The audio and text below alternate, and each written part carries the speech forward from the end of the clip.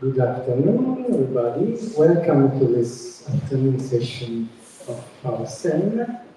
And this afternoon we will have two papers on which we will discuss the topic of voice from two different but perhaps complementary angles.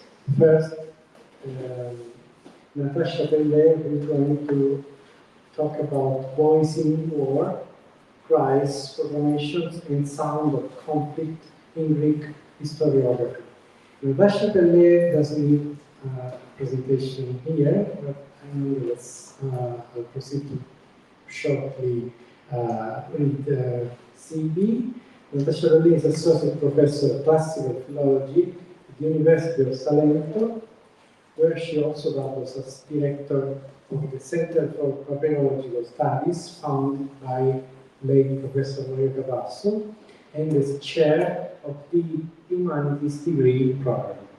Her research focuses on papyrology and Greek and Latin philology, with particular attention to the study of critical edition of literary texts preserved in papyrus, especially those belonging to the ancient Greek historiographical tradition, so Herodotus, Thucydides, and Xenophon. Her recent publications include Le storie di Tucidide nel mondo antico, ricerche bibliografiche e paleografiche, 2022, study of the transmission of Thucydides' text through papyrological evidence, as well as several articles on literary papyrology, such as Greek historiography in Hellenistic Egypt, 2024, and Le lettere di Grenfell a Smiley del 1901, same year. She is co-editor of the International Journal Studi di Egittologia e di Papyrologia and of Papyrologica Sapientia, the Bulletin of Center for Papyrological Studies. She also serves as Secretary of the Corpus of Greek and Latin Historical Papyri, Fabrizio Serra, editore, and is part of the editorial or scientific boards of several series and journals, including Papyrologica Leodiensia, Liège, Minima Filologica, edizione dell'Orso, I Quaderni di Atene e Roma, Penza editor, and Egiptica, University of Salento. She is also member of the editorial boards of Atene e Roma, Scripta, and Goodyear. She has taken part in several international research projects devoted to the edition and contextualization of literary and documentary papyri, including the PNRR, we are very fond of acronyms in Italy, 2023 project Digital Papyrology, New Approaches to Preservation, Edition, and Dissemination of Papyrus Collection in Southern Italy, for which she is the scientific coordinator of the Lecce unit. The Atelier de Papyrologie Littéraire, in collaboration with the Center de Documentation de Papyrologie Littéraire, University of Liège, Lyon, and Roma 3. Texts in context, recontextualizing the papyri from the Roman Sopronopagmesos, conducted in partnership with the Papyrological Institute of Leiden University and University of Michigan, Ann Arbor. Under the supervision of Mario Cavasso, she contributed to the conservation of Latin and Greek papyri of the Egypt Exploration Society, Oxford, the Egyptian and Greek papyri of the Egyptian Museum, Cairo, and the Greek and Coptic papyri of the University of Liège. In addition to her research and teaching in classical philology and papyrology, she is actively engaged in outreach activities to promote the study of classical culture, and since 2011, she has served as National Treasurer of the Italian Association for Classical Culture, AICC. So, I give you Natascia Pellè, Voice in War, Cries, Proclamation, and Sounds of Conflict in Greek Historiography. Thank you, Massimo. I'm deeply grateful to you and Massimo Raffa and for the opportunity to take part in this international seminar, this flagship university, and for giving also the opportunity to reflect on some aspects of the historiography that I never considered before. And I come to the structure of my presentation lecture, and start by saying that Greek historiography is not only visual and narrative, it is profoundly acoustic. Terms such as storybus, clamor, toniveo, course of war, go out, to cry out, voe, shout, phonè, the center of our meeting voice, and phonè, or to patter loud, form an integrated vocabulary that encodes not just sound, but its meaning, from chaos to cohesion, from divine presence to political revolt. From Herodotus' ritual soundscapes to Thucydides' battlefield dissonance, from Xenophon's functional shouting to Theopompus' civic clamor and influence theological intonation, each historian manipulates voice and noise to stage war, trauma, resistance, and decision-making. Sound becomes an instrument of control or crisis, ritual or rupture, emotion or authority. This lecture is going to examine 6 key terms, focusing on the frequency, semantic shifts, and rhetorical function in 5 major historians: Herodotus, Thucydides, Xenophon, Theopompus, and Ephorus. Analysis is based on selected passages, there are very few, in Greek, and the short translation and a very short commentary, paying special attention to contextual usage, matter, ritual, assembly, or the narrative role as description, narration, dramatization, and symbolic function of each one.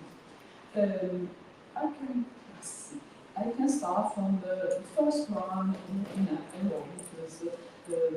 Herodotus in Histories 2.2, as a Psammeticus experiment means a child's first word, mekos, to cultural origin, making voice the cornerstone of ethnogenesis. The context is a linguistic experiment of Pharaoh Psammeticus, who raised the children in isolation to discover the original language of humanity. Upon seeing food, bread, the children exclaim bekos, which corresponds to the Phrygian word for bread. Here, phoneo denotes a spontaneous vocalization associated with a primary need, hunger, and the process of language acquisition. The context is anthropological and physiological, not military. Although it is not a battlefield cry, the verb retains its core sonic meaning, the emission of articulated sound as an initial marker of identity or understanding. In 413, a voice emerges at the threshold of life and death. He was phonēsai men uk eike. He was unable to utter a sound, describing a man who was so frightened or incapacitated that he could not speak. The verb here emphasizes the physical inability to emit a voice. It is not explicitly military, but contributes to the semantic field of sonic suppression, possibly due to terror or trauma. In 441 and in 116, warriors shatter as expressions of power and identity. Here, Egyptios phoneon megis phonanthropon, an Egyptian shouting louder than any other man. Herodotus is describing the remarkable vocal power of a hero. It's a highly relevance for our research. This phrase attributes to a man a superlative vocal capacity which would be critical in battlefield communication or public proclamation. It aligns with other representation of strategic or performative sound in warfare. In 17, Φωναί μέγιστον ανθρώπων, speaking louder than any man. Like in the previous one, this likely refers to a herald or choir, and is also some relevance because the phrasing suggests a vocal amplitude as a strategic or admirable trait, likely linked to public address, rallying troops or divine invocation. The use of Fωναί in Thucydides appears in context where it serves as a marker of cultural and political identity rather than an instrument of emotion or a tactical device in warfare. Unlike other Greek historians such as Xenophon, where Fωναί often denotes orders or battlefield cries, or Herodotus, where it oscillates between the human and divine registers, Thucydides consistently uses Fωναί in a more ethnographic and pragmatic dimension. In 6, 5, and 4, Fωναί is employed to distinguish dialects between groups, Chalcidian and Dorians, aligned with customs to describe collective identity. Similarly, in 757-2, the shared Fωναί among Ionians allies becomes a rhetorical tool for constructing unity and legitimizing military collaboration. Fωναί in 763-6 is paired with the idea of accustomed familiarity, suggesting not only shared speech, but also the lived experience of linguistic interaction. Finally, the example in 284-3, although not explicitly containing Fωναί, but involving failure to hear command to Polybus, further underscores Thucydides' interest in auditory mechanism as a structural element of social and military function. Thus, Fωναί in Thucydides is less a vehicle for expressing emotion or divine intervention, and more a functional and political signifier. It delineates who belongs together, who understands whom, and why that matters in moments of collective action. In this sense, Fωναί becomes a silent but strategic voice, underpinning alliance, cohesion, and identity in a world torn by war. So, in 6.5.1.4, Fωναί refers to spoken language or dialect used for ethno-linguistic characterization. Thucydides uses in a descriptive ethnographic register to define the cultural identity of a group in terms of both speech and customs. The term conveys neutral classification, aiding geographical and cultural contextualization.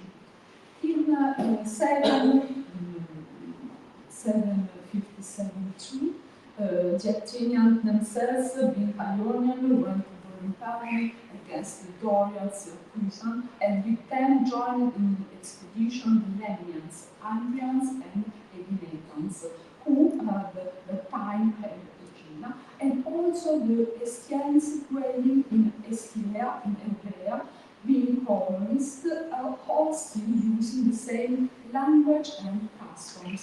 In this passage, Fωναί refers explicitly to shared language rather than to the act of speaking or shouting. It signals ethno-cultural unity among the Athenian allies, emphasizing their common Ionian identity through linguistic continuity. Thucydides uses Fωναί here not in a military or emotional context, but to define political and cultural elements.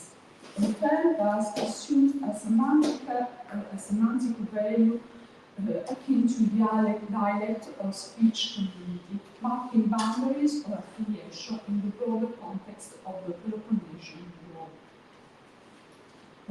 In 763-36, the use of Fωναί emphasizes communicative familiarity, how allies are accustomed to Athenian speech and custom through experience. The passage reflects the deeper integration of the language into interpersonal and intergroup relations, where Fωναί is not only identity but also practical mutual intelligibility. Thucydides highlights how language becomes part of diplomatic and cooperative relationships. Moreover, the connection between Fωναί and Tolbos reveals a distinct military semantic of sound, where the noise of war is not just background, but a central element of strategic and tactical narration. In 284-3, orders are drowned by Tolbos, highlighting the strategy failure of voice. Although Fωναί does not appear here directly, this passage contextualizes the failure of vocal communication. The command, charisma, is overwhelmed by noise, Tolbos. It emphasizes the importance of audible control in the midst of the confusion, an implicit background for the later use of Fωναί or Φωναίο in such context. In 771-1, Pohao, not Fωναίο, but is closely related, is used for the urgent cry of generals. The voice becomes a tool of military discipline, embodying authority and attempting to resist disorder. The act of shouting is not just descriptive, it shapes direction, trying to reassert cohesion through speech. In 775-5, silence becomes more terrifying than noise. This passage evokes a moment of stunned silence in the face of fear. The absence of Fωναί becomes as telling as its presence. Fear suppresses speech, and the lack of outcry becomes a measure of psychological collapse. This sophisticated use shows how Fωναί also indexes human emotion under extreme duress. Then we move to Xenophon, both a soldier and a historian, who highlights Fωναί as a practical instrument. It is used to issue commands, warn allies, or signal distress. In Analysis 3:1-26, that we will see in a few minutes, the fear that leaders might be corrupted by the soldier's voice shows that sound expresses not just orders but political will. Here we can say a metaphorical use of Fωναί signifying not just sound but will or influence, as I saw before, of the assembly of soldiers. Apollonides fears that the collective voice, possibly loud and pressing, may lead to poor decision, for example, a political as well as acoustic danger, in fact. Xenophon, familiar with democratic assemblies, captures here a critique of the mob's sound as a corrupting force. In 269, Fωναί is associated with punto de poiei et chromatos de claveromenos pekes phones, it is like judging from the perfection in voice. Fωναί is associated with the recognition and identification.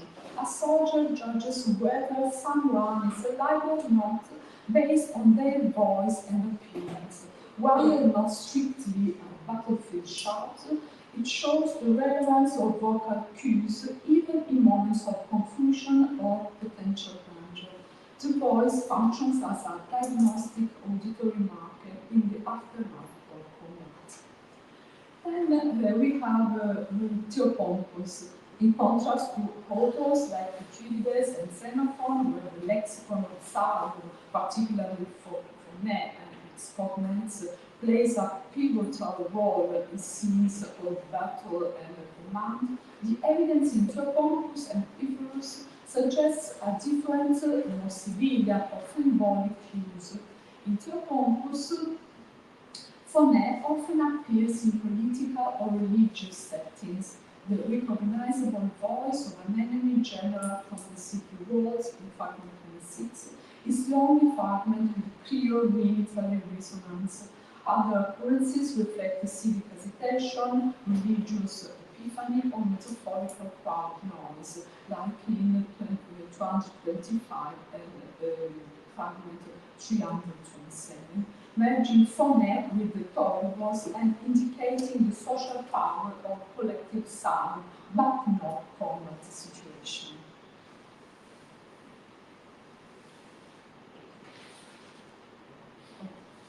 Comments of the previous one. In the fragment 26, Fonnè is directly linked to the acoustic recognition of the enemy. The opponent's voice is audible from a distance, from an elevated position, that Agesipolis commands silence in order to listen, highlights the strategic value of the voice on the battlefield. It becomes a channel of information and a basis for decision making. The military aspect is clear. Voice functions as a vector of enemy intelligence. Pythagoras offers even less relevance in the study on war acoustics. His sole attestation of Fonnè refers to the voice of Moses quoting scripture, devoid of any military connotation. Thus, while both authors recognize the narrative and symbolic strength of both expression, they works don't contribute meaningfully to an analysis of war sounds and commands in Greek historiography. This is here you can see the fragments of Pythagoras, where Moses Fonnè is sacred, quoting scripture. The voice is not longer performative but textual and theological. In Herodoto, let's pass to Toribus and Toribeo, that mean noise, panic, and breakdown. In Herodotus, the terms Toribus and Toribeo are used primarily to evoke the sonic atmosphere of human gatherings, whether in civic, religious, or military contexts. Unlike in later historians, where these words can indicate tactical confusion of battlefield disorder, in Herodotus they often carry a more observational or ethnographic tone. The Toribus is frequently associated with the noise of assemblies, public unrest, or mass reaction to speeches and omens. The verb Toribeo typically describes loud responses or disturbance, collective reactions that reflect emotion more than practical failure.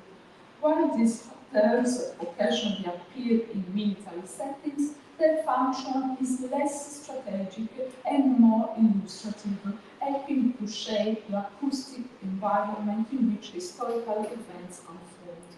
Thus, Herodotus lays the groundwork for a soundscape of history where collective voice and communal sound serve as narrative tools to reflect cultural behavior and political energy. In 381 and in 134.1, noise reflects the emotion of masses, not strategic conclusion. In the first one, it coincides with the tumult, the Toribus is mentioned, Cateste or Toribus, so when the tumult has subsided and so on.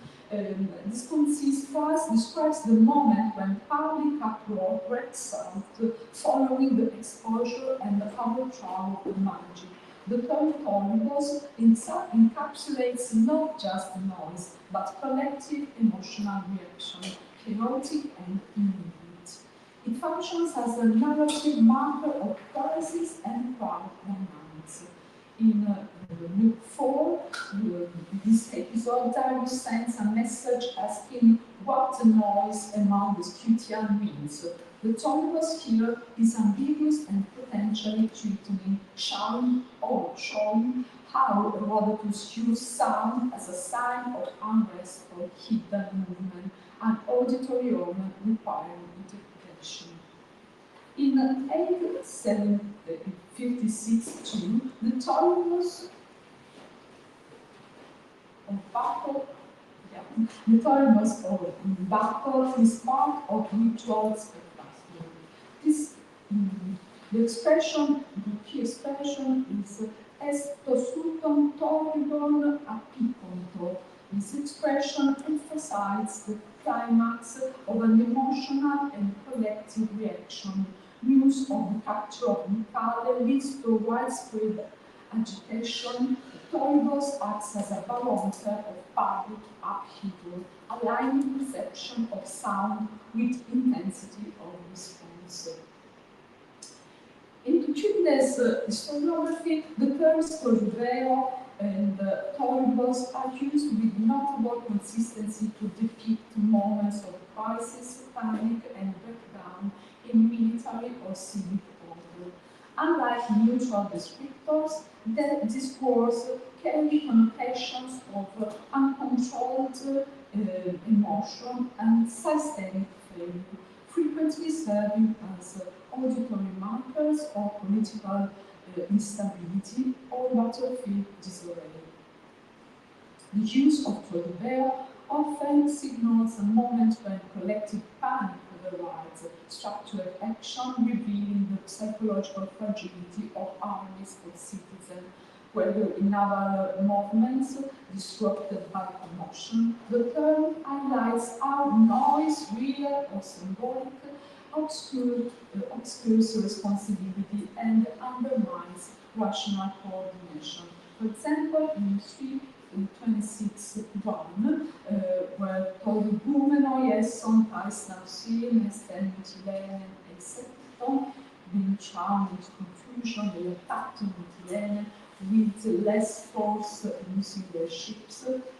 Here, torribumenoi highlights how emotional disturbance weakens strategic execution. The uproar leads to diminished effectiveness, linking sound and psychological disruption to military outcome. In the 468.4, torribeo indicates a volatile, destabilized environment during political or military negotiation. The soundscape becomes a backdrop of tension, signaling urgency or possible betrayal. So, in Thucydides, the verb denotes not only literal noise or uproar, but also psychological disturbance, collective agitation, and the moments of crisis that precede or accompany action. Frequently used in the passive voice, torribete, torribumenos, it highlights states of alarm or confusion that affect group behavior. Whether describing the anxiety or waiting troops, the civic unrest leading to mobilization, or the exploitation of chaotic moments in battle, torribeo captures the auditory and affective texture of war and politics.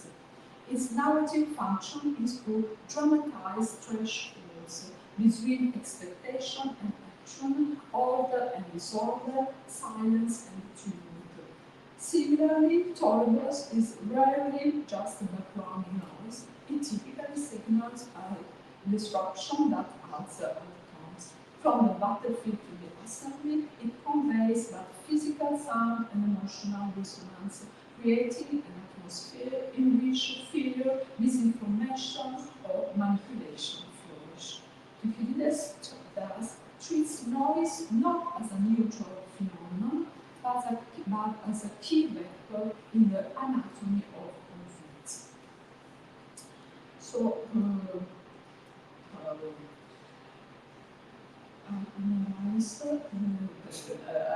pass rapidly in review the voice content. Here, for 141, the verb katestesan, polybon medial katestesan, suggests intentionality. The tumult is produced deliberately, perhaps as a part of a tactical move or provocation. In 5, 10, 8, and 8, 97, polybos signifies psychological collapse and political chaos. The first one, so the conveys this disorientation under pressure from multiple fronts.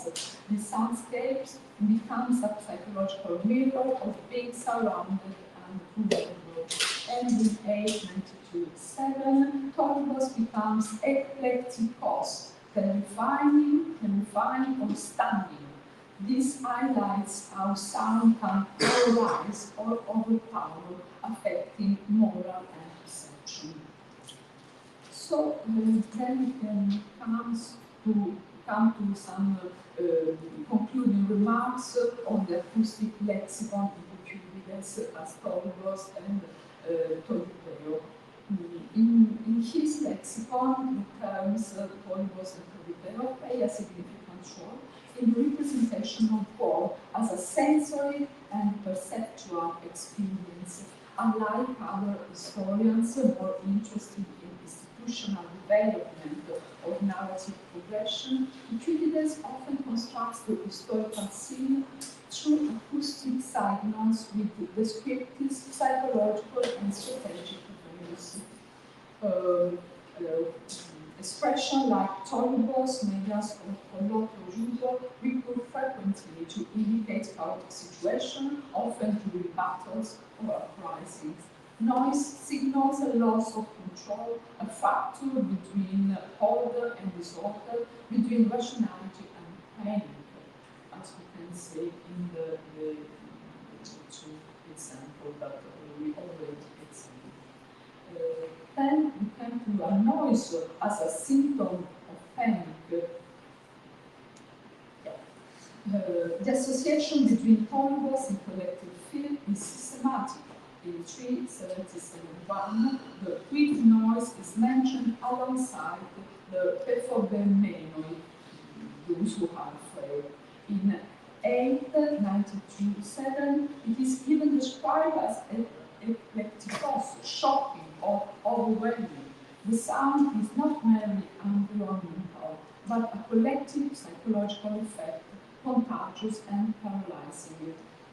Now, noise as a strategic action, in some cases, polybos is deliberately produced as a tool to confuse the enemy or to create the impression of a broader action. Thucydides pays close attention to the performative dimension of noise as a part of military tactics. The recurrence of the term suggests a precise stylistic choice, but Thucydides' role is not just visual, but an immersive experience made of shouts, clamor, and dissonance. This lexicon contributes to his historical mimesis, adding sensory depth to the narrative. And 5, the interference of noise and communication. In 871.1 and 743, polybos interferes with organized action and understanding. It is not just background noise, but a factor that hinders coordination and compromises the clarity of the mind. Noise thus becomes an active agent of history. In conclusion, Thucydides employs polybos and polybeo, the semantic file of these two terms, as a vehicle of historical and anthropological meaning. Noise becomes a lens through which to read the fragility of human order, the eruption of the irrational into history, and the permeability of bodies and minds to war. In Xenophon, in Xenophon's narrative, particularly in the analysis, the term toribus plays a crucial role in conveying the atmosphere of military life, often linked to moments of confusion, panic, or sudden alarm. Toribus marks thus real threats and psychological tension within the army. Unlike Thucydides, who integrates acoustic elements into a broader reflection on human nature and political chaos, Xenophon emphasizes the practical implication of noise in the field. It disrupts formations, provokes disorder among animals and men, and serves as both a warning and a ritual. Through Toribus, Xenophon offers a vivid sensory account of warfare, where the perception of sound becomes key to understanding the fragility of command and immediately of danger. In analysis 3-4-35, the referring hypothetical disturbance among horses, some commotion should occur. Toribus is a potential risk, a sensory cue of disorder that could compromise discipline. It shows the concern for the fragility of order in military democracy. In 5-7-21, Tolu, with noise, disorder is arising during a nighttime assault. The genitive construction emphasizes immersion in noise. Darkness and confusion leave sound and as the main perceptible indicator of danger. Then we can move to Pellè and Theopompus. Since the Athenians were bringing an accusation against him, and when he refused to complete, began shouting his food and said, "You Athenians will use me as an advisor, even against your will, but never as a standard, even if you wish to." So, the passage is set in a political or judicial assembly at Athens, where an individual, possibly a statement, general, is publicly accused and resists complying with the charges. The crowd reacts with vocal agitation. The plural participle, corribunton, captures the collective noise of the assembly in a moment of emotional intensity. Unlike the more descriptive noun, toribus, the verb toribere emphasizes action, indicating not just the presence of noise, but the Athenians' active participation in the action. The noise serves as a form of collective pressure, a tactic of intimidation or censure. Yet the speaker resists this pressure with a striking rhetorical power. His response underscores autonomy and moral integrity, distinguishing between the role of a legitimate advisor, suos, and that of the sycophant, sycophants. Here, Toribere reflects the volatile nature of Athenian democracy, where public opinion is loud, swift, and not always rational. The fragments illustrates the performative and rhetorical dynamics of the assembly. Noise is not merely background, but part of the political spectacle, a force to confront or defy. And then we can move to voau and voe, the shout of war and ritual. In Herodotus, the root voau appears in a rich variety of contexts, reflecting both its literal and metaphorical dimensions. Unlike Xenophon and Thucydides, who largely use the verb to describe military cries, exhortations, or public speech, Herodotus extends the semantic field of voau into domains that are ritual, ethnographic, and mythological. The term is frequently associated not only with human cries, whether of bell, mourning, or command, but also with animal sounds, ritual taboos, and hidden curiosity, and even divine utterance. This broader spectrum mirrors the historian's anthropological curiosity and his tendency to embed vocal expressions within the cultural, religious, and mythical frameworks of the peoples he describes. So out of the 30 occurrences analyzed, you can see 9 occurrences, you can see this extreme heterogeneous distribution.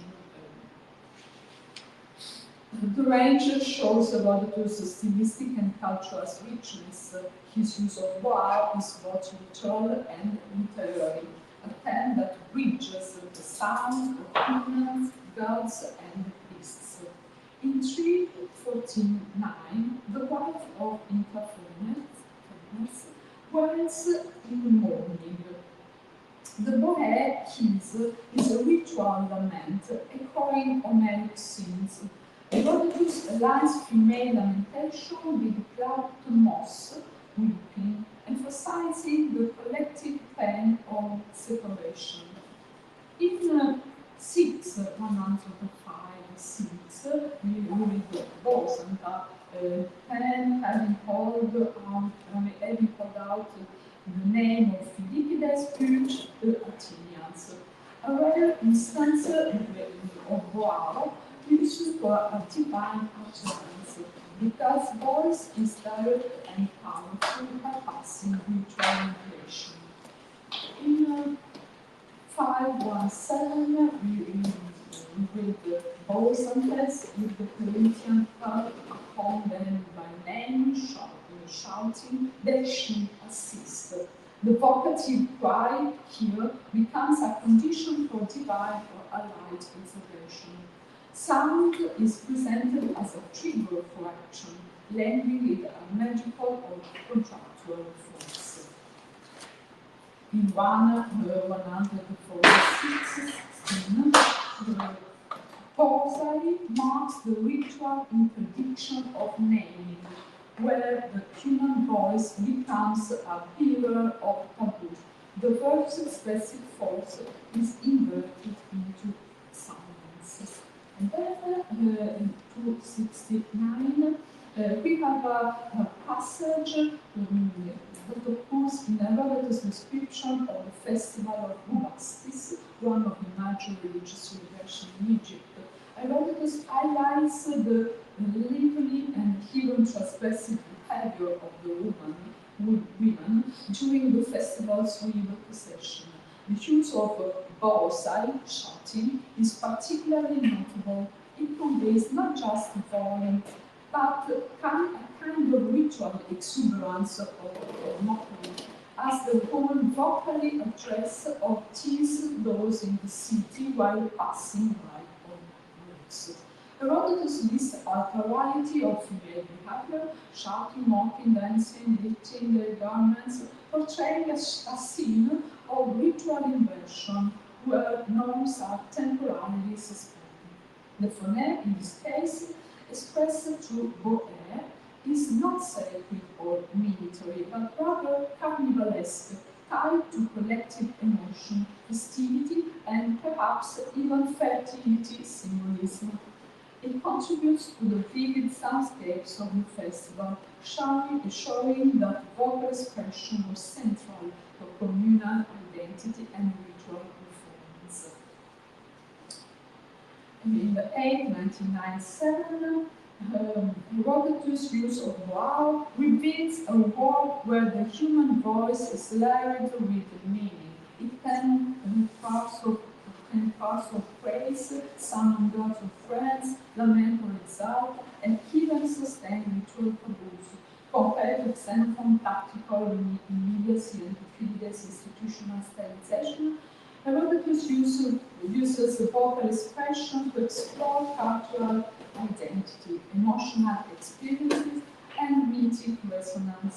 His narrative transforms voix into a medium of cultural storytelling, bridging the human, animal, and divine. In Thucydides, the use of voix its related forms and its related forms reflects his precision in capturing the acoustic dimension of political and military events. Unlike xenophone, who often use voce in emotionally charged or exaltative military contexts, Thucydides frequently presents it within ritualized or formalized settings, such as votes by acclamation, strategic cries in battle, or cries of the populace in assemblies. The emphasis is less on spontaneity and more on the structural or symbolic function of collective vocalization. Moreover, voce, as a noun, frequently appears to punctuate moments of tension, signal shifts in moral, or convey the psychological atmosphere of combat. So we can see the thematic breakdown of Thucydides from the 15 occurrences. We can identify several thematic themes. Thucydides uses voce less for intimate or personal cries and more as a marker of collective identity, public response, or military order.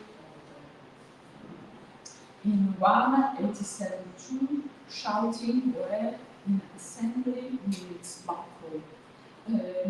Context refers to a Spartan vote by acclamation, a rare ritual political use of voce, where vocal sound symbolizes consensus. The sound becomes institutional, not chaotic, and a structured form of a collective expression. In 77-1,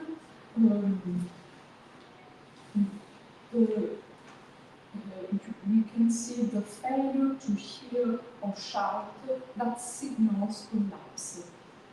Voce measures here the moral. Now, we move to xenophone ethnographical works, Hellenic, particularly Hellenica and Analysis, where the voce and its derivative, voce, are used to convey vocal expressions of urgency, emotion, or action. These expressions range from military cries and calls for help to public shouting in political assemblies or among troops. Unlike the noun tollibus, which often describes general background noise or commotion, voce focuses on direct vocal expression, whether individual or collective, often tied to specific intention, like alarms, excitation, commands, or protest.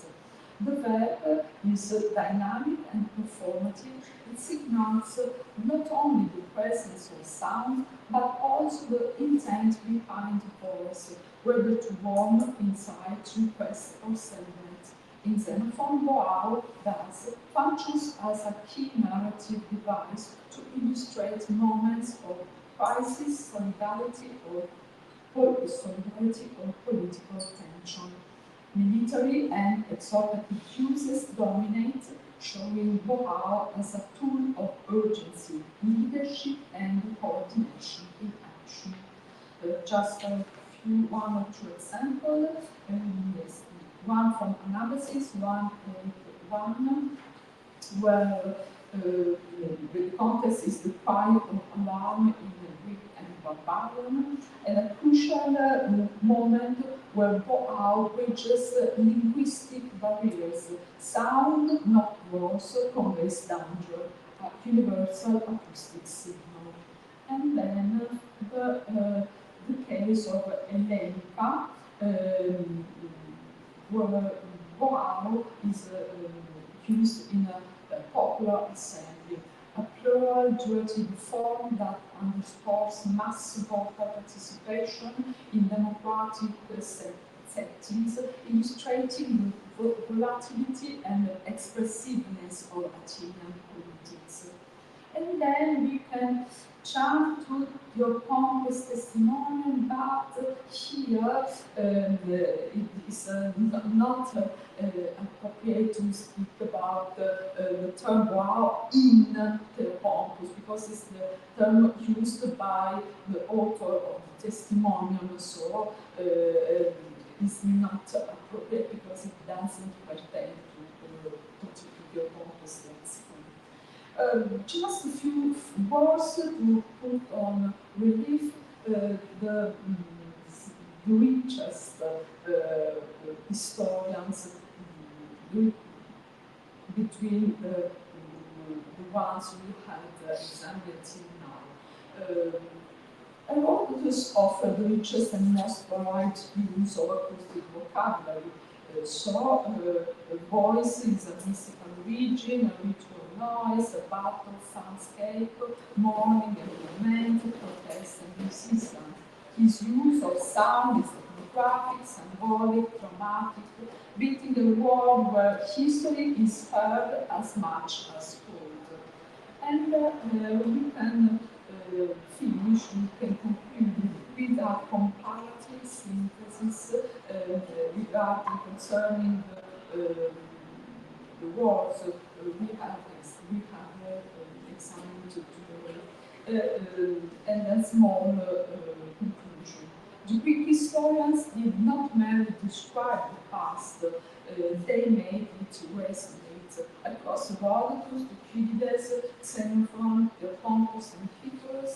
Sound, whether in the form of communal applause, commanding Polybos, commanding voice, Phonαί, or the ritual and military tribe, wow, emerges as a historiographical tool of rare potency.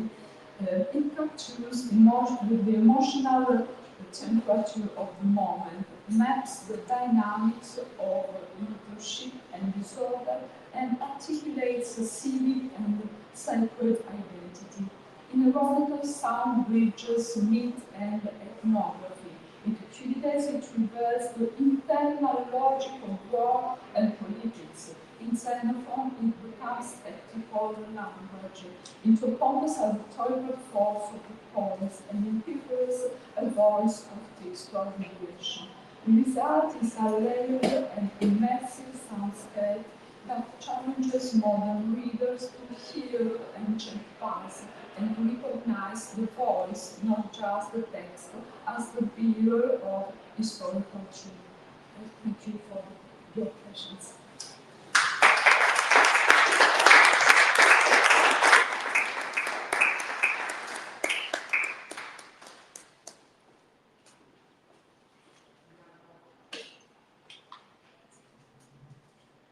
Thank you, Natascia, for this interesting and beautiful paper. And I guess we have been offered a vast selection of different meanings of these words used to describe human sounds in the context of war, in the context of political decision making, and this helps us to enrich our vision of past with sonic refuges.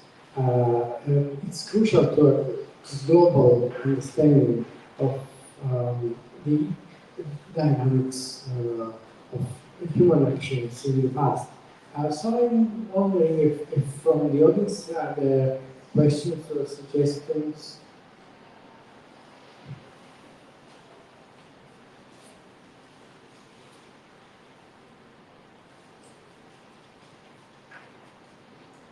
This silence is a kind of phoneme of its own. There's no targets here.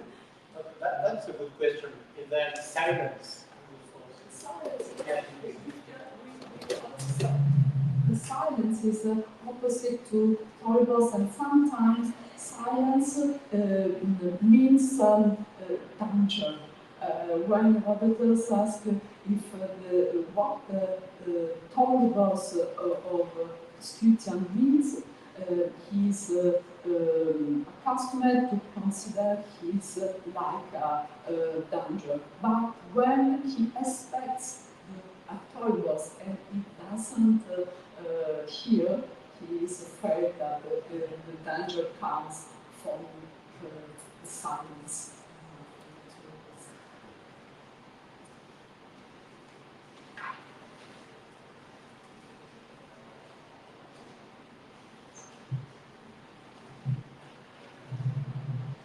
Well, just to break silence again, and I was thinking, these terms which refer to noise or utterances come from many people, from a crowd. It's difficult to find anything positive. Most of them are characterized in a negative way. The noises from the crowd, turbos, is a kind of disruption. They're quite opposite to rational thinking, where there's turbos, there can be no any judgment, you know. And this can, in your opinion, can this be connected to the fundamentally negative view of our writers, historians, and our negative view of the crowd as such? Because in a pre-Marxist society, there is no way of seeing anything good in a mass. There is no conception of a mass which makes history. The only thing a mass can make if is noise. In our conception of democracy, I can say that in ancient conception it wasn't so, because the Toribos coming from the crowd is also seen as something negative, and when the crowd decides we are very voice. So the decision must come from just one person, or a group, a small group of people that can decide, not from That was the ancient world. Okay. just ancient Okay, thank you. There any further remarks? Well, if they are not, I suggest that we go straight to the next figure without any information. So, I'm giving the floor to Professor Simone Beta. And Simone Beta is full professor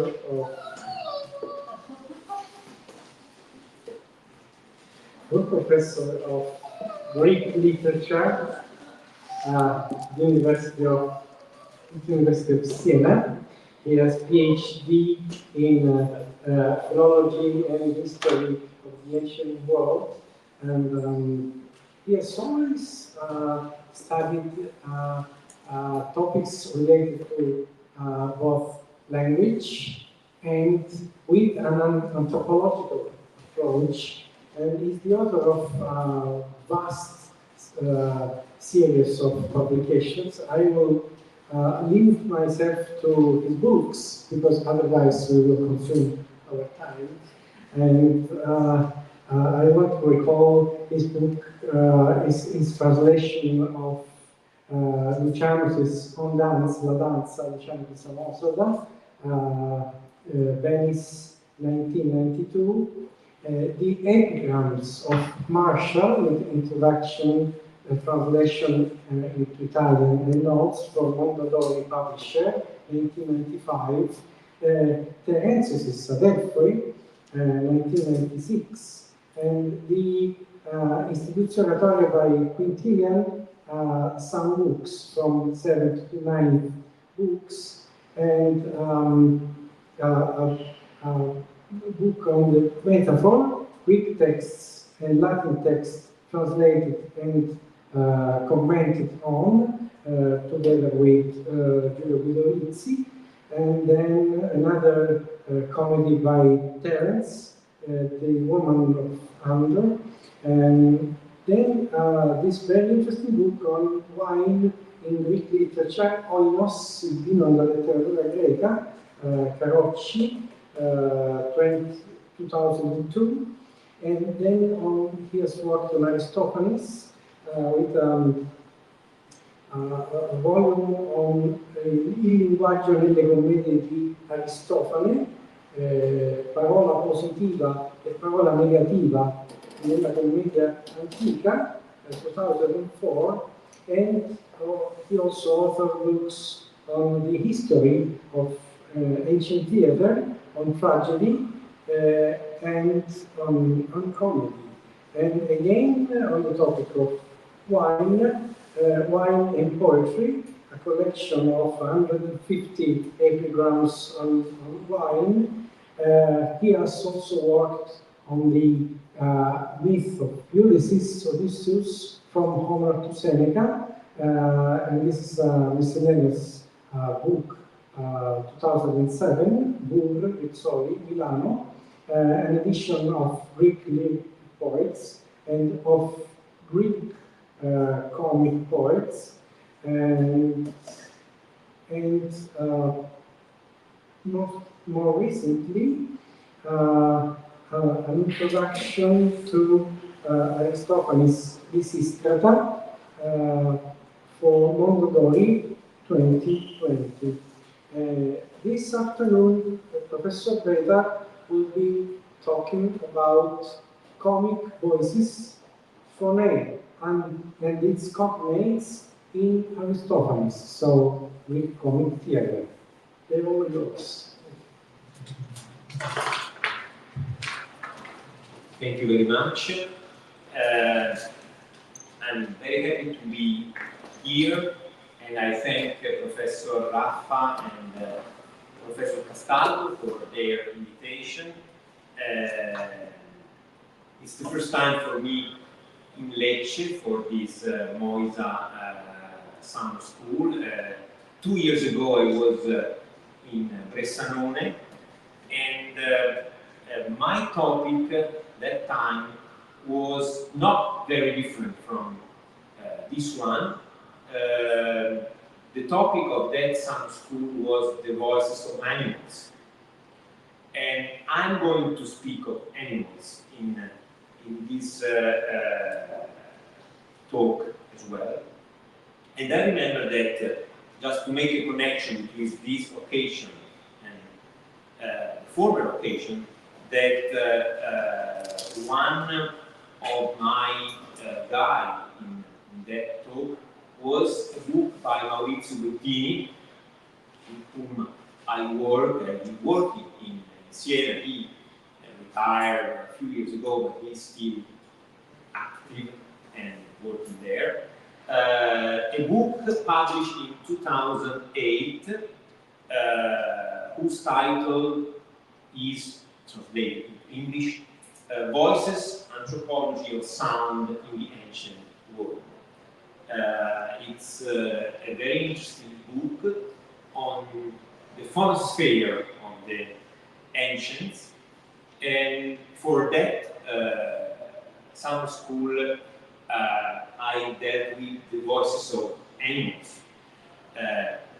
Now I will also speak of animals' voice, but together with other examples of voices. One chapter of Bettini's book was titled The Phonαί of Aristophanes, and that chapter dealt mostly with birds. You know? A comedy where the comic poet tried to use the voices of the birds as something very important for the story of the comedy itself. If you have ever read some passages from the choral parts of the comedy, you surely remember the onomatopoeic passages in which Aristophanes tries to translate the sound of the birds. Toro, toro, tins, eko, popo, popo, poi. All the passage passages where he tries to reconstruct the noises, the sounds, the voice of the birds, but he confined himself to the examples from birds, but we know that Aristophanes was very fond of other examples. If you have read frogs, you will remember the brekekepex, coax, and all the sounds that are a peculiar feature of that comedy and that have been exploited, for instance, by more recent reprises of that comedy. And I mean the musical by Stephen Sondheim in the, I think in the 70s or the 60s, I don't remember, first performed in the swimming pool of Yale University, where there were, in the choral parts, the repetition of these sounds. So the idea of exploiting the sounds of animals was, something very, very spectacular and very efficient also on the stage. My paper will discuss some key passages from Aristophanes, where some terms related with the use of the voice appear. So at first, my idea was to deal with other poets as well, but then I just decided to limit myself in Aristophanes because the fact that comic fragments mostly have no context, and so this it makes difficult to understand the situation. While in the comedies, in the 11 plays that we have of Aristophanes, it's easier to understand the context, which is very important for the explanation. So I will deal with some terms of voice, and I start with the noun that has been dealt with by Natascia in her paper, and I quote here the definition of the little spot, where under the voice, under the lemma Phonè, they say sound, tone, and properly the sound of the voice. So this definition is clear. Phonè is a special sound, mostly the sound of the voice. But what kind of voice? Whether of men and animals with lungs and throat. And there are three specific meanings. And two of these meanings we enter in the first definition. But for the third one, and also for the fourth one, we find something different from the first explanation, the sound of the voice. Because the first is mostly of human beings, so it can be translated with speech, voice, and utterance. Then the second example is the cry of animals, as of swine, dogs, oxen.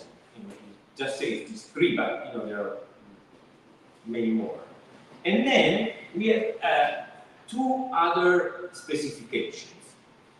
Any articulate sound opposite inarticulate noise, which is not very easy to define, in fact. And then four is of sounds made by inanimate objects. So in this case, it's not voice, but it's sound or tone. And we will see that these different specification features of the word will recur also of other terms that I'm going to deal with in my So let's try to explore this outline from the legal spot through a series of examples, and if possible to enrich it further. So let's start with human beings, which is the first sub-meaning of the lemma. And let's start with an example from Carnians. The chorus say to a character, "You'll kill us with hunger, me and my neighbors with the smell, and with your voice too, shouting such orders." So it's the chorus that is speaking to one of the slaves of the comedy. And so here the noun "phonè" indicates a very sonorous voice. In fact, here the meaning of "phonè" is reinforced by the verb "lascare," which we find at the end, and a verb that we will discuss at the end of this paper.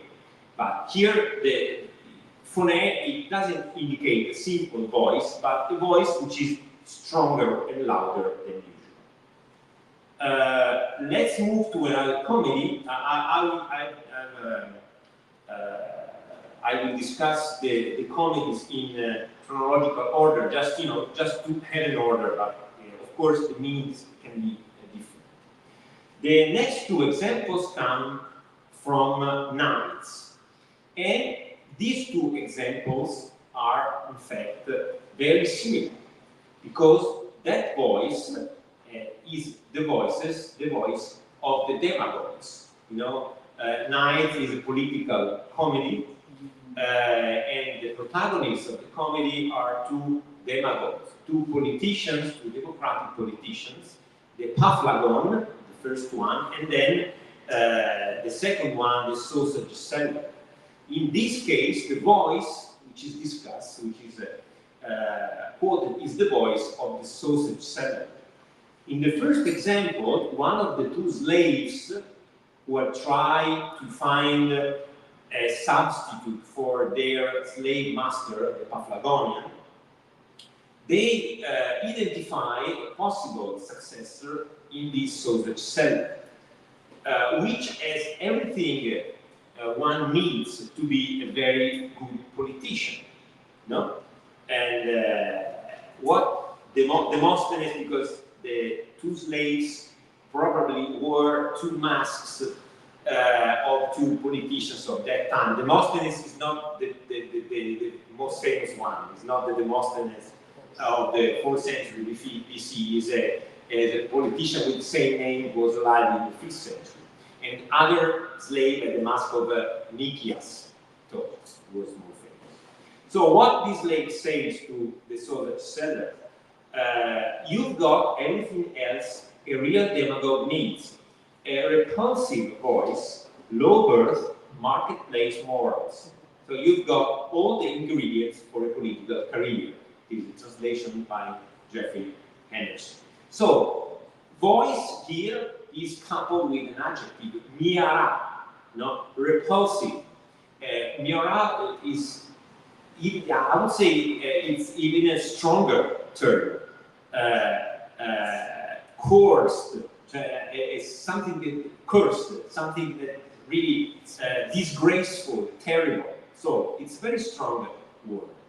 And a similar adjective is found in the following quotation, where is the sausage seller that speaks. At a certain point, the sausage seller tells the audience the speech he has made in the ecclesia.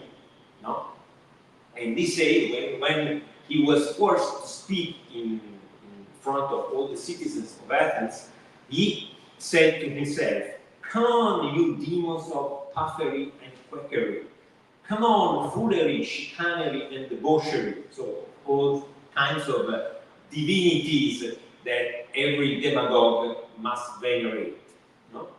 And you, marketplace, where I was reared as a boy, now give me boldness, thrasos, and a ready tongue, glossan euporon, and a shameless voice, phonè kanaide. So, in these two examples, the voice of the demagogue is a bad voice. a voice that have some negative feature. No? And is miara and then is are. Let's move to another comedy, Clouds, and here we have a few examples that are taken from probably the most famous scene of the comedy, the agon between the two speeches, no? In order to convince the young Philippides that he has to go to a school and learn the speech of the sophists. There is a confrontation between two speeches that are either translated as right speech or wrong speech. And in this case, it's the chorus at the beginning of the scene that is speaking to the right speech and says, "You who have crowned our ancestors with so many noble virtues, speak in whatever voice you prefer and reveal your true nature." So this is the voice that is going to be used by the right. And right actually uses the term voice in two examples. In the first one, it's line 963, Wright describes the voice of a young boy. No? First of all, when there was the old education, the good education, one was not supposed to listen to the voice of a boy, not even if instead of speaking clearly, he merely mumbled unintelligible words. So, a kind of a neuter use of the word. While in the following example, we have another adjective. No? Wright is here describing the soft voice of someone who is in love. No? And he says, no one came forward to their lover with a tender voice. No, malaken. The following example is again a neuter example of voice. Is a sound that hits the ear of Delicleon, one of the protagonists of the comedy, and it's a sound that looks like a voice. In fact, it's the voice of his own father, Philocleon. No? This is a dialogue between Delicleon and the slave. "Wake up," says the first. "What's going on?" says the slave. And then, "A sound of voices seems to surround me." Could it be that the old man woke up? So, in this case, it's phonetis, a kind of a sound, but it's a sound of a voice. So, I'm afraid that my father woke up. So, this sound I heard is not just a simple sound, it's the voice of someone who speaks. A peculiar meaning of phonè is present in other passages from the same comedy. Wasps is a comedy on tribunals. The protagonist, Philocleon, is a judge. No? A judge who wants to go to the tribunal every day and process and basically condemn all the people who are in the process. And so the voice he describes is always the voice of the people who have to defend themselves. And of course, since they want to persuade the judges that they are innocent, they speak with soft, tender voice, to convince the judge that they are right. And so we see that these people, in the voice of the defendants, they beg, speaking in a lower voice as though in tears. Iupokupto means a voice, soft voice, like a voice of someone who is crying. The other example is taken from the same passage. The translation is, "Then, after I have been supplicated and had my anger wiped away, I go inside and act on none of the promises I made. I just listen to them as they come up with all kinds of verbal excuses to be acquitted." Here, it's something I would like to underline is the fact that phonè is coupled with the verb ieri, no? Which is the typical verb which is used when someone speaks. We have found it today with Massimo, some of Massimo's examples. The example of peace is simply just the sound of a voice. No? Shut up, I think I'm hearing a voice. Now, among these human voices, there are some voices that are peculiar. And in this case, is they're the voice of the female voices. Here there are two passages taken from Lysistrata and from Wealth, where the voice is a female voice. The first passage comes from the paradox of comedy, and it's an exchange between the man chorus and the women chorus. The chorus of old men says, by Jupiter, if someone struck their jaw 2 or 3 times like Hooper did, they wouldn't have the strength to speak anymore. So they wouldn't have a voice anymore. So basically, I can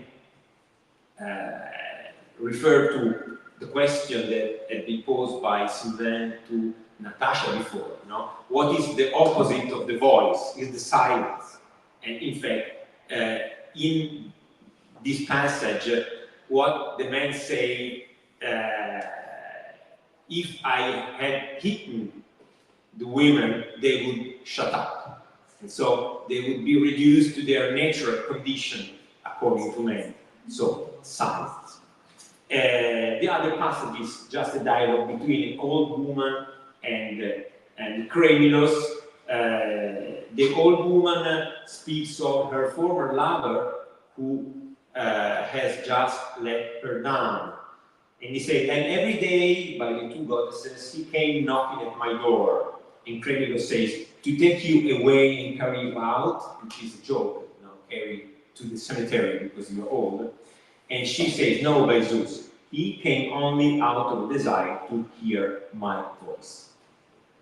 Then, other examples is phonè in connection with the verb meaning to sing. No? And we see 2 examples from the women of Antismophoria and Frogs, where we see phonè together with a verb that means to sing. Melipo, in the case of the woman of Antismophoria, or molpazzo, in the case of frogs. Now, let's move to animals. And, of course, apart from the first passage of peace, we have examples taken from birds and then from frogs. The passage of peace is a passage where we have the connection with the verb keladeo, to hymn, to sing a hymn, together with phonè, voice, and this is connected with, in this case, with birds. The case with birds is clear.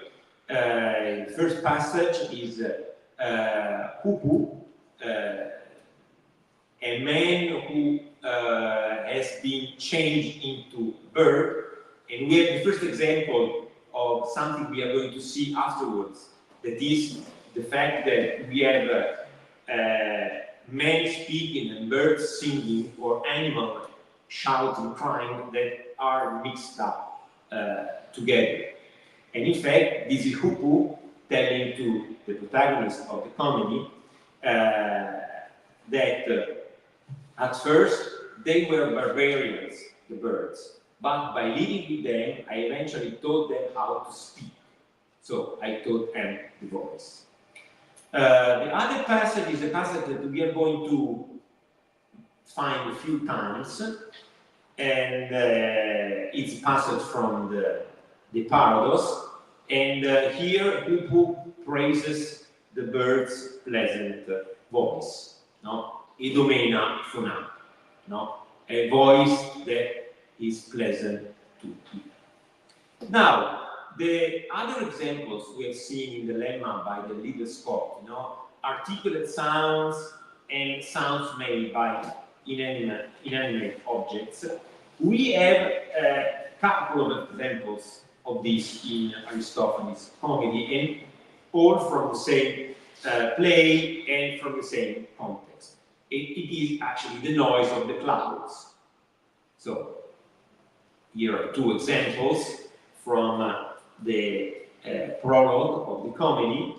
In the first one, Socrates says, "O venerable clouds, surely you have heard my prayer. Did you catch their voices mingle with the thunder, with its godlike roar?" He's speaking to the protagonist of the comedy, Strepsiades. So, phones ama kaidrontes. So, the thunder is the voice of the clouds. And the voice of the clouds is a voice that is uranomekes. It's the second quotation. So, a voice which resounds up to the heaven. Very strong, very loud, and a voice that, you can hear it from very far away. As I was telling you, sometimes there is an overlap between men and animals. So we have men that are asked to speak as animals, and sometimes vice versa. In the Acharnians, in the second part of the play, we have a man from Megara, who tries to sell his daughters as if they were two little pigs. And in order to convince the people who have to buy them, he forces the two girls to speak like pigs. And so we have a voice, but it's a voice of animals. So in this case, voice exactly has both meanings. It's voice of human beings, the two little girls, but they try to imitate an animal. No? First example, the Negarian says, "Be sure you grunt and oink, and let forth the voice of piggies at the mysteries." And in the second example, the Negarian says, "Speak quickly, you little pig." So this is the voice of the little girl must look like the voice of an animal. Another example comes, actually, two examples from wasps. At the beginning of the comedy, one of the slaves tells of a dream he had, and the dream where he has dreamt a phallaina pandokeutria, so a ravening whale that was talking to some sheep with a voice like a hog on fire. So this is a voice of an animal, a hog, but it's under this animal there is again a man, and the man is Cleon, the devil. So again, a man with an animal voice. And in the passage we have already seen, Philocleon, when he says that people who are trying to defend themselves in a process, they cry, and in this case, they speak with the voice of an animal. I translate the last two lines.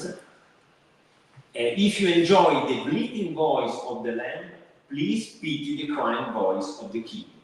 So, Phoné Arnos, the voice of the lamb, and the Phoné Paidos, the voice of a young boy who, of course, asks for pity to the judge.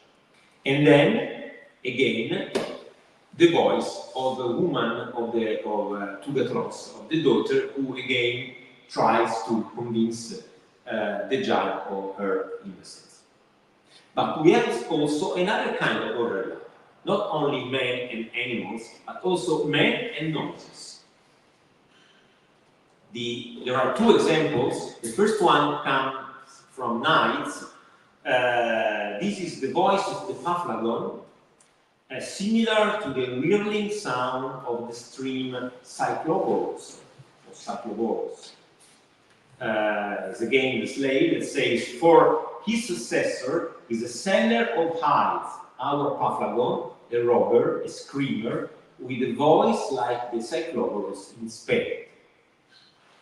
Of course, this character, the character that is behind this description, is Cleon, the demagogue who was the leader of the Democratic Party in Aristophanes' time.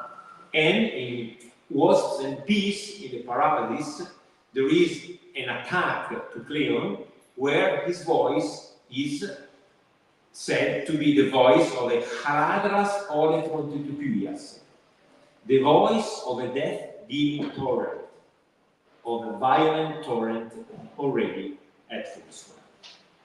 There are also some doubtful cases, but I will not think of this. And I will move to the other term, a term we saw today with Massimo's paper.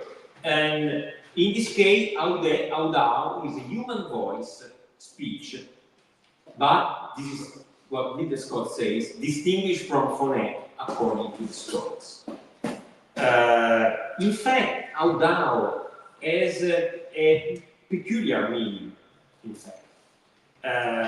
Here is a passage from the Acharnians when a messenger says, talking about the general Lamachus, and when he saw that the great plume had fallen from his helmet against the rocks, he voiced a terrible cry, "De non exeuda melos." Here, Audao, ex-Audao, is not a simple voice. It is a peculiar strong voice, almost like a cry. It is a voice that is not simply the voice with which someone says something, but a voice with a special authority, strength. Let us see another example where this meaning is clear, even more clear. In the course of initiated in frogs, we have this passage. To this I say, and say again, and indeed three times say, stand apart from the initiates dances. So this say can be translated also as proclaim. So it's an affirmation very strong. So it's a different kind of voice. And as a proof that this term has a special meaning in comedy, there is the example from Nights where the sausage seller say, "That's not it. No, this one regularly demands swift ships for collecting revenue. Loxias," that is Apollo, "absolutely tells you not to lay them upon yourself." So, in this case, Audao is something stronger than a simple voice.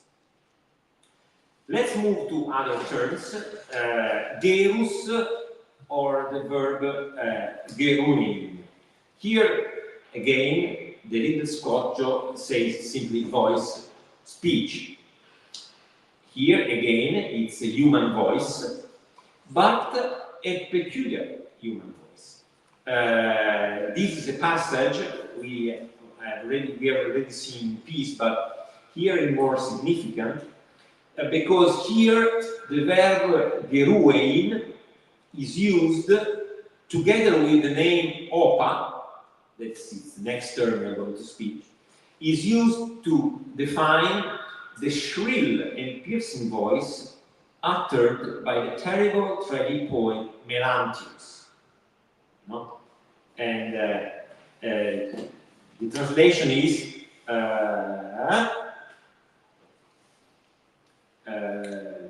the hymns when the springtime swallow sings the light in its voice, while the chorus is denied to Morsimus and Melanthius, whose shrill voice I heard when he spoke.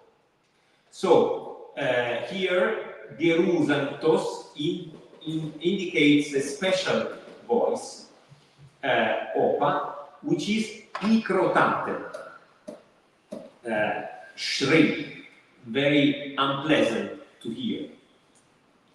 Again, animal voices. This is the cuckoo. In this case, again, the verb ieni, gerun, in this case, maltake. So soft voice, the voice pleasant to hear, delicate. Again, frogs, we have a song, Auidan, which is eugerun. So, euphonious, a voice which is pleasant to hear, which is, of course, ironic because it's the frogs that are singing, and I wouldn't call brekekekex coax coax a kind of auida eugerus. Now, ops, again, voice, whether in speaking, shouting, lamenting. So, this definition is a bit wider than the other one we saw, and so voice in different kinds of voice. The first example from Peace is the voice of the chorus, and the other passage is the one we saw before. So the opa picrotate, the very unpleasant voice of this comic poet. For both passages, in his commentary, Douglas Stuart Olson says that in comedy, this is a very poetical term.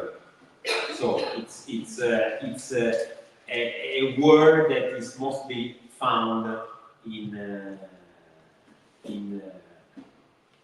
poetry.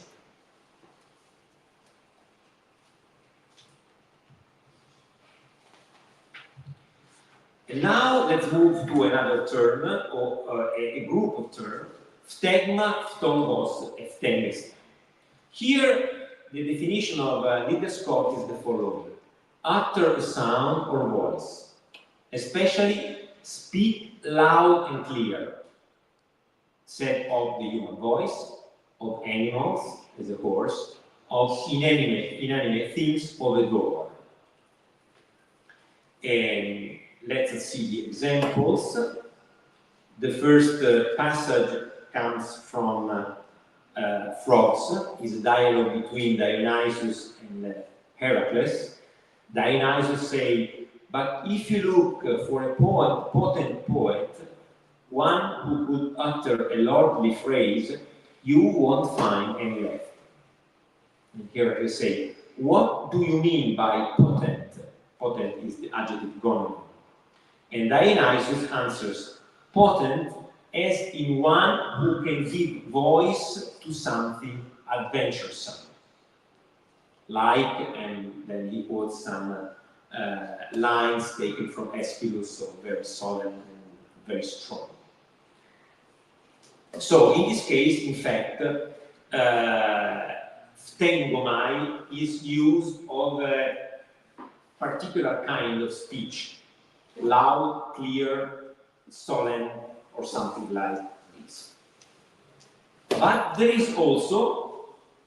are also some examples where this voice is a female voice, as in this passage from Women at the Thesmophoria, where Euripides says, behold, the man has now taken on the form of a woman, but when you speak, let it be in a woman voice. Do it properly and make it convincing. Now, we hear phtegmati has no adjective, but its meaning is explained and reinforced by the verb gunaikies. So, be a woman in the way you speak. So, speak like a woman. In fact, there is another verb for indicating the speech, and it's the verb laleo. Laleo, you see in bold. This verb would need another paper, so for the next summer school, because laleo means properly to chatter, to babble, and it is a verb that Aristophanes always used when he speaks of a woman speaking. So as if women only chatter, they never say something serious. And the other passage from Frogs is Euripides in the famous Agon of the Comedy, where Aristophanes makes fun of both Aeschylus and Euripides by underlining the negative features of the styles of the first and of the second. You know? And here Euripides say that Aeschylus is an alazon, a charlatan. No? And so he says, he is a charlatan. So the spectator would sit here waiting for the moment when his niobe would make a sound.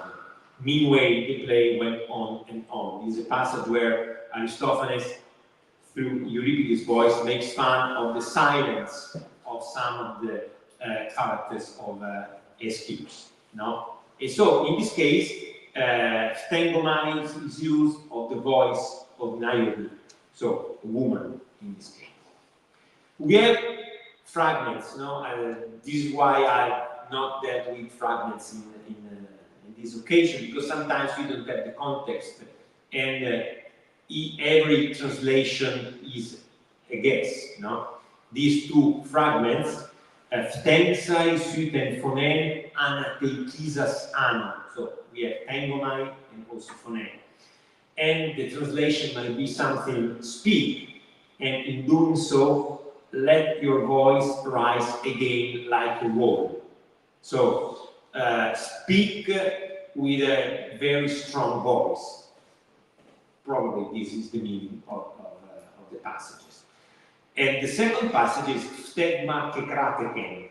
The voice has prevailed. So the sentence uttered by the character was strong and firm and important. But this verb is also used for animal voices. And there is a passage, a long passage from birds, where we find these couple of words that are connected by the same root, phtongon and stegma. No? It's a passage from birds where the chorus praises the sweet voice of the she-nightingale when she sings in spring. No? And here is the translation. Oh, my beloved, my harmonious one, you who are the dearest bird to me, faithful companion of my song, nightingale, my sister, at last you have come. At last I see you and hear your sweet voice. Edune phtongon. Come now, you who shape your springtime songs upon the sounding flute. Go on then, begin the anapest. So this is the choral part that precedes the parabasis, and that explains the reference to the anapaiston.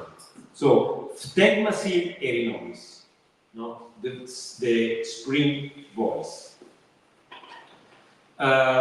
Animal voices, this is the passage we saw before, stengomai. Now, again, here it's the frogs that are speaking. So, it must be another example of the animals, the animal songs. Inanimate things, again the clouds. 3 passages. In the first one, Strepsiades says, by Zeus, I beg you, tell me, Socrates, who are these women who sang that solemn hymn? are they heroines? High tensaneben. And Strepsiades answered, and that is why at the sound of her voice my soul took flight. So again, we have a stigma connected with the voice of clouds that are, as clouds they are unanimated, but as characters of the comedy they are animated. And the last passage from Clouds, it's Strepsiades that says, by the earth, what a voice, sacred, venerable, wondrous. But we have other examples of this word connected with inanimate things. The first one is a passage from Peace. You know that the plot of Peace shows the protagonist, Phrygius, who flies to the Mount Olympus in order to save the goddess Peace. But when he arrives at the Mount Olympus, he discovers by Hermes that Peace is not there anymore because she has been buried by the god of the world, Polemos. And says to Phrygius, go away because Polemos is coming back again, and if he finds you, it will be very bad for you. And in fact, Polemos comes, and this is what Phrygius says when he hears him coming. I get away from him. I just heard the sound of a war mortar. So, stegma, the sound, the voice of a tueia polemisterias. Tueia is a mortar, and polemisterias is of war. So, what it is meant with stegma here? Is just the noise of the word that is coming, or are the words that the god Polemos is uttering? So it's difficult to say. It might be, in fact, both, although here the voice is the sound of a mortar, so the sound of an inanimate thing. Here, in birds, we have another different sound. At a certain point of the comedy, Zeus, in order to make the birds recede from their proposal to build a town between the earth and the sky, sends Iris, the rainbow, in order to persuade birds to change idea. And this is what the chorus of the birds says when they hear the goddess approaching, and they hear the noise of her wings. The divinity that soars on high is already near. Already the sound of the air stirred by her wings can be heard. So, phtongos terotos, literally would be the winged voice or the winged sound of the goddess that is coming. We can ask the same question we asked before for Polemos. What is the sound they hear? It's the noise of the wings that are flapping, or is the voice of the winged goddess that is starting to speak? Because in fact, after this verse, there will be the voice of Iris saying, change your idea, destroy your town, etc. A real object is, of course, implied in the last example from Wealth, where it is exactly the noise of the door. The slave, Carrion, says, who's knocking at the door? Who is it? I see no one. Then it must be the door speaking, lamenting. So in the Tyrion, that Clausia that laments itself. Clausia, it's the verb that has given origin to the Clausityron, no? The song in front of the closed door. But the tyrion, ftengomeno, the door is speaking. We have again, also for this case, an overlap between man and animal, and there is another passage from the same scene we saw before, with the Megarian trying to sell his daughters. No? Yes, by Diocles, it belongs to me.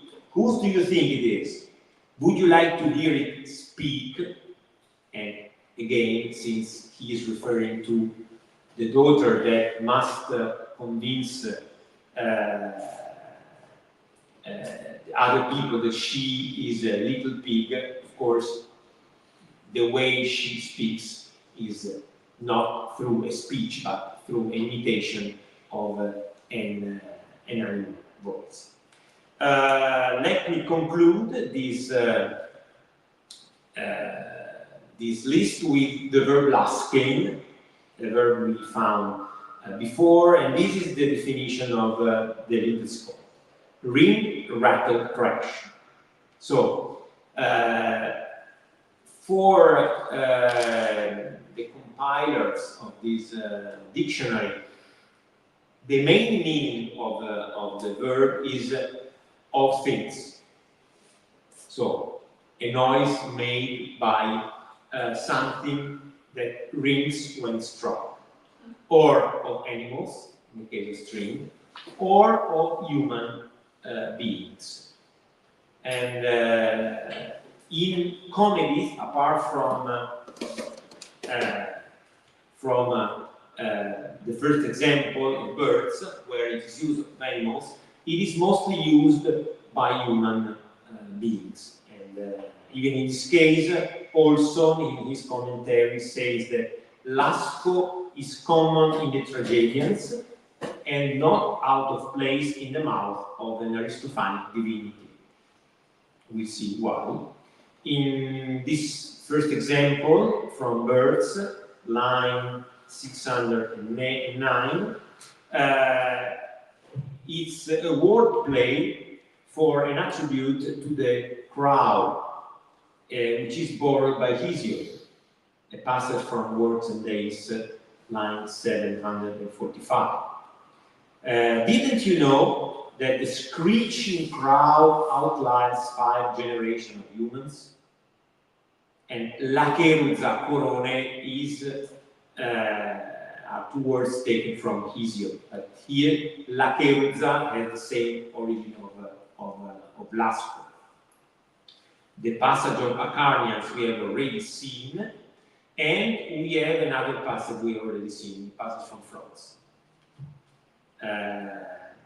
You remember, no? You would not be able to find, this is what Dionysius says, gonimon poiepen, a poet really able to write poetry, that would be able to lasking, to utter a noble word.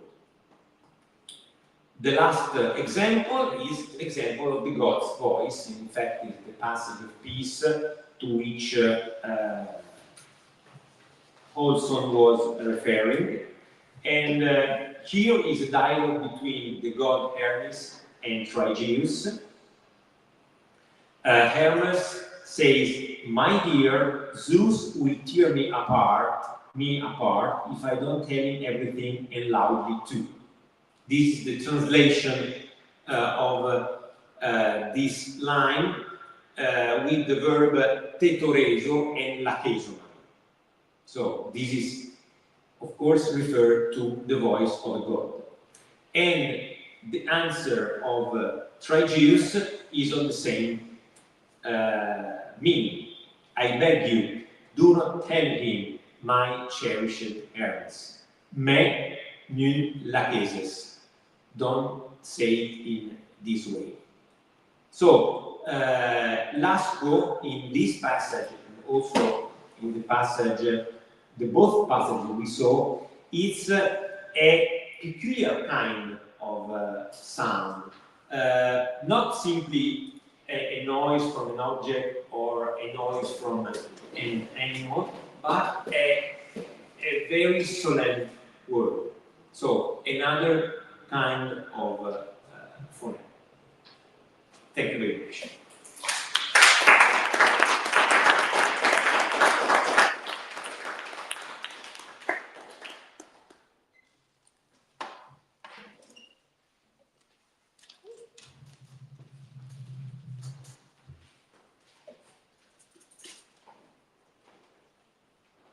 Thank you, Simone, for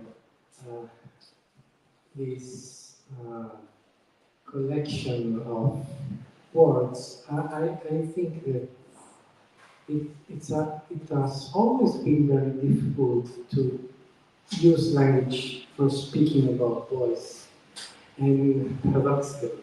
And this is why there are so many words for different kind of alternatives, and it's always difficult to connect words with actual kinds of vocal expressions, vocal utterances.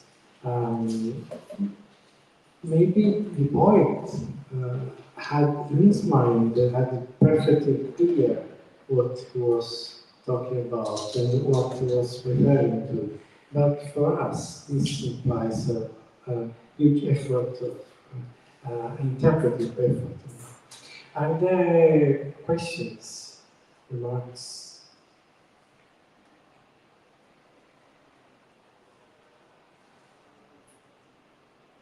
Well, just to break ice, one. In particular, as we know, in the development of the vocabulary of music theory, so after Aristotle, of course, the term tongos developed a very specific meaning from, at least from Aristoxenus of Tarentum onwards. Tongos is the technical term to indicate what nowadays we would call a note, which means a sound having a definite pitch from its beginning to its end. So something which is identifiable as a note. I was wondering if in these usages in Aristotle, which of course cannot be thought to be technical in any way, because A, Aristotle is not a musical theorist, and B, he predates Aristotle, so that's impossible. But do you think that something in the particular meaning of thongos in these cases could be consistent with the success usage? I was thinking of something, some kind of sound, vocal sound, which has a clear start and which can be isolated by the listener as a unit. I think, for example, of the word diphthongos, because we have two different sounds. We know that they count as one, but we know there are two. So can we find some kind of connection? From the passages I've seen, actually I haven't found such a distinction or an idea. In fact, in my presentation, I always started with definition from the Liederscope to say that this definition, of course, well, the Liederscope is quite old, actually. So, okay, this is, yeah, exactly. But of course, when you have to concentrate the usages of writers from Homer to, okay, let's say the 4th, 5th century CE. So 1,500 years. So it's very difficult to build, you know, a definition. So it is clear that if you enter an author or a genre, you can see that the usages of this word are different from the one you can see in a dictionary. The dictionary is, of course, general, and sometimes the usages in comedy are different from the one indicated there. I would say that from stemma, ftongo, stengeste, that in our mind are technical terms, because we think of diphtongos and of this more this usage that is more appropriate to technicians or to physicians or people who are expert in the scientific world. Here, it is not actually like this, and in fact, this is one of the cases where the definition given by Lindescott correspond to the cases of Aristotle. So, in this case, utter a sound or voice. So, again, sound or voice, but more a voice, something clear. So, volume of voice, animals, or things, but mostly an articulated sound. So, like what is going to be later. Thank you. Thank you for this wonderful differentiation of the sounds, different ones. I was wondering if there is also something about how these different sounds are perceived and heard from the other side, because we have so many different sounds, from the sound of the gods to the sound of thunder and to the doors. So I was wondering if there is also something that can be said about how they are perceived, or they are heard in the same way, all these different kinds of sounds. I think that it mostly depends from the context and from the situation and from the scene. And I think that the audience was able to understand what was the peculiar meaning of the word used in that context. And sometimes the fact that the use of the word did not correspond to the normal usage of the word was an indication that audience should be more attentive and to understand what was the meaning of the passages. So in most cases, it is clear that the poet is using a certain word because he wants to provoke a kind of reaction from the audience. And if the word is neutral, as for example Fωναί, which is probably the most common and so the most neutral one, to provoke a reaction from the audience, the poet has to use an adjective for it. And that's why we can have a Fωναί that is sweet, but can be also miara or anaides. No? So in this case, for neutral term, the poet had to use an adjective.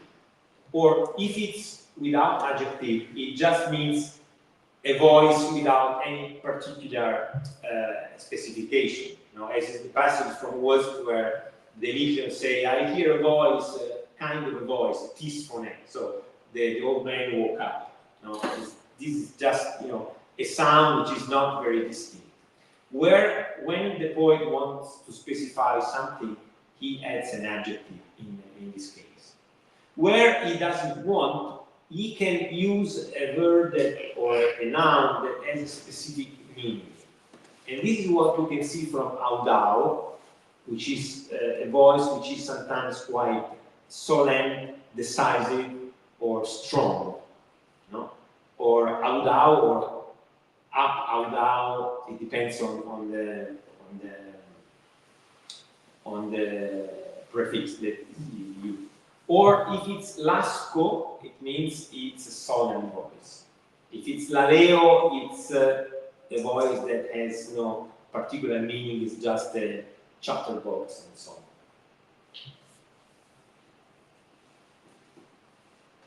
Simone, thank you. It was really interesting to get to know all these nuances for this terminology, and I was particularly interested in the use of aude, exaudao, in the Acarnanians, for example, when the serpent speaks, and there is this association of aude together with deinos and melos, no, exaudao. Sì. Yes. And I recall that aude is also used by Sophocles, for example, in Electra, to indicate shout. Ah, yes. yes. And also in association with deinos. And also in Orestes, it is aude is used for announcing something. And so it comes to my mind that maybe Aristophanes is here referring to a very well-known context of usage of terminology, because in these three words he reunites, he associates different nuances that are part of an idea, not of aude. And so I wonder how it sounded to the audience, to see this terminological association. And also I wonder if you had the chance to see how the lexicon of the voice is in common compared to tragedy. Okay, as for this peculiar passage, as I told you, the character who is dealt with here, who is identified here, is Lamachus. Lamachus appears in the comedy as an example of someone who wants the war. The Acarnanians is a comedy against war. The protagonist is the Diceopolis, an Athenian citizen who is fed up with war, and he wants to create an alliance with enemies by himself. Saying the politicians doesn't want to make peace with the Spartans. I'm going to do this peace by myself. And his main opponent is Lamachus. And Lamachus is portrayed in the comedy in a paratragic way. So he's a kind of a character who is portrayed as a very solemn, theatrical, and very conscious of himself, and of course ridiculed in the context. So the fact that from the simple fact that a feather of his hair has fallen down forces him to exeudan deinon melos, it's ridiculous. It's just a feather of your head that has fallen down. You don't need to make some tragic. So probably in this case, the three words are used to describe the stupidity of the character. With recalling the lexicon of the tragedy, because deinos, for example, is exactly. Deinon with melos means a tragic song. Exactly. It's tragic because something has been broken, but the fact that it's not something very important. Thank you. Yes. And also melos, because it's not just a shout, it delivers an entire melody. Exactly. And also, compolapitos, it has the compos means is someone who's very proud of himself. And so it's typical of someone who likes to boast his enterprises. no? And so that's a really paratragic situation, as very often in Indeed, and then there is a natural contextualization, no? Lexicology, it's a study, it's a psychological study. I didn't know that in Aeschylus there was this. It was Aeschylus and Sophocles. Electra Sophocles. This might be an allusion, a clear allusion. Yes. Yes, but there is this profound awareness that is also, I think that it was clear to the audience, no? And yes. So we wanted to hint to that. So yes, thank you.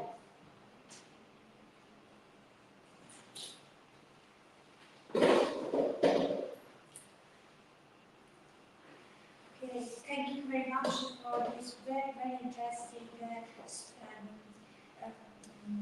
paper. I am very interested for Thomas, not of musical side, but of emotional side. Because the meaning is sound loud and authoritative, but in a field, in the theory, Thomas is connected with the Natascia, the goddess of quarrel, of resentment. And it's possible that in this loud and this loud is an emotional negative connotation with resentment or do you see something in this art of interpretation?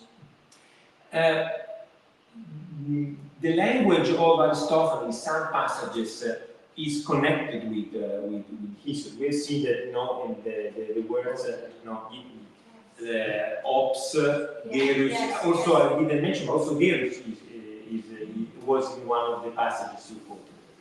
Gerus. Yes. I don't remember. I've taken a note of an event here. So all these words are used. Comes from Hesiod as well. Because it's very interesting to take an emotional sphere of this word, and not only a sound,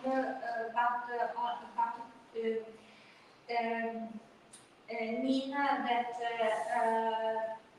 have this loudness with emotional passion. I will look at the passage you mentioned and yes. see if there is. Thank you very much for the invitation.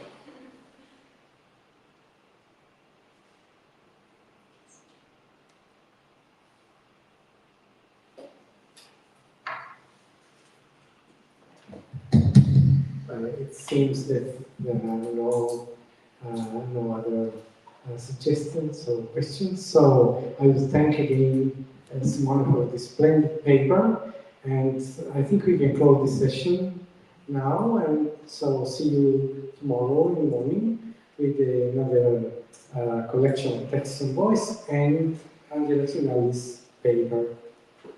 Okay, see you. Thank you.